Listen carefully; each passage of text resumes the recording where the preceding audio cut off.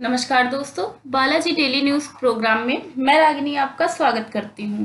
दोस्तों, अगर आप हमारे चैनल पर नए हैं तो please like, share and subscribe करते रहिए। साथ ही बेल आइकन प्रेस कीजिए ताकि कोई भी नई वीडियो आने पर आप तक सबसे पहले पहुंचे। आइए चलते हैं हमारे आज के इम्पोर्टेंट क्वेश्चन की तरफ। क्वेश्चन नंबर 1, भारतीय हॉकी टीम ने 41 साल बाद जर्मनी को हराकर टोक्यो ओलंपिक में निम्न में से कौन सा पदक जीत लिया है? ऑप्शन ए रजत पदक, ऑप्शन बी कांस्य पदक, ऑप्शन सी स्वर्ण पदक, ऑप्शन डी इनमें से कोई नहीं। And the right answer is option B कांस्य पदक। भारतीय हॉकी टीम ने 41 साल बाद ओलंपिक में पदक हासिल कर लिया है। भारत ने टोक्यो ओलंपिक में कांस्य पदक के मुकाबले में जर्मनी को हरा दिया। भारत ने मैच में शुरुआत में पिछड़ने के बाद जोरदार वापसी की और जर्मनी के खिलाफ मैच को 5-4 जीत लिया। टीम इंडिया ने इससे पहले आखिरी बार हॉकी में साल 1980 में ओलंपिक मेडल जीता था। क्वेश्चन नंबर 2, हिंदी एवं डोगरी भाषा किस प्रसिद्ध लेखिका एवं काव्यत्री का 81 वर्ष की उम्र में निधन हो गया है? Option A Padma Sachdev, option B Alka Saraogi, option C Mamta Kalia, option D Mrinal Pande. And the right answer is option A Padma Sachdev. Hindi और डोगरी की वशिष्ठ लेखिका पद्मा सचदेव के निधन की खबर से कला जगत शोकाकुल है। डोगरी लोकगीतों से प्रभावित होकर करीब 12 साल की उम्र से ही कविता लिखने वाली पद्मा साहित्य जगत के साथ साथ फिल्म इंडस्ट्री के लोगों को भी बेहद पॉपुलर थी। डोगरी की आधुनिक काव्यत्री पद्मा सचदेव का कविता संग्रह मेरे गीत को 1971 में पुरस्कार मिला। उनकी कविता चित तेरे के लिए 2016 में 25वें सरस्वती पुरस्कार से सम्मानित की गई थी। क्वेश्चन नंबर 3, अंतरराष्ट्रीय क्रिकेट में इंग्लैंड के लिए सबसे ज्यादा रन 15,739 रन बनाने वाले पहले खिलाड़ी निम्न में से कौन बन गए हैं? Option A Ben Stokes, option B Jack Leach, option C Joe Root, option D James Anderson. And the right answer is option C Joe Root. England के कप्तान जो रूट ने हाल ही में इतिहास रच दिया है। भारत के खिलाफ पहले टेस्ट में 22 रन बनाते ही वह अंतर्राष्ट्रीय क्रिकेट में इंग्लैंड के लिए सर्वाधिक 15,739 रन बनाने वाले खिलाड़ी बन गए हैं। इससे पहले उन्होंने एलेस्टेयर कुक को पीछे छोड़ दिया था। पहली पारी में 33वें ओवर में सिराज की गेंद पर चौके के साथ रूट ने यह उपलब्धि हासिल की। अंतर्राष्ट्रीय क्रिकेट में रूट के नाम 15,739 रन से ज्यादा हो गए हैं। वहीं कुक ने इंग्लैंड के लिए अंतर्राष्ट्रीय क्रिकेट में 15,737 रन बनाए हैं। तीसरे व चौथे नंबर पर केविन पीटरसन 13,769 और इयाल बेल 13,331 हैं। हाल ही में भारत के लिए किस महिला मुक्केबाज ने अपने पहले ही ओलंपिक में कांस्य पदक जीत लिया है? Option A Laishram Sarita Devi, option B Pooja Rani, option C Nikhat Zareen, option D Lovlina Borgohain. And the right answer is option D Lovlina Borgohain. भारतीय बॉक्सर लवलीना बोरगोहेन ने यादगार प्रदर्शन करते हुए ओलंपिक में कांस्य पदक अपने नाम किया है। 4 अगस्त 2021 को 69 किलोमीटर वेल्टवेयर कैटेगरी के सेमीफाइनल में लवलीना को तुर्की वर्ल्ड नंबर 1 मुक्केबाज बुसेनाज सुरमेनेली ने 5-0 से शिकस्त दी। इसी के साथ लवलीना बोरगोहेन ओलंपिक मुक्केबाजी इवेंट में पदक जीतने वाली तीसरी भारतीय बॉक्सर बन गई हैं।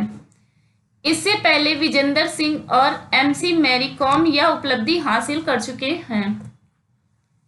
क्वेश्चन नंबर 5, दूरसंचार कंपनी वोडाफोन आइडिया की किस गैर कार्यकारी निदेशक एवं चेयरमैन ने अपने पद से इस्तीफा दे दिया है?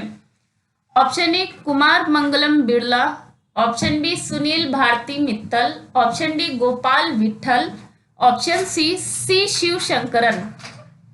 And the right answer is option A Kumar Mangalam Birla.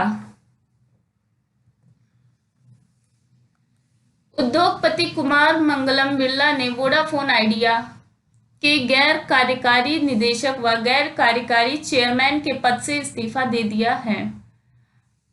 Company ने कहा कि बिरला का इस्तीफा मंजूर करने के साथ ही बोर्ड ने हिमांशु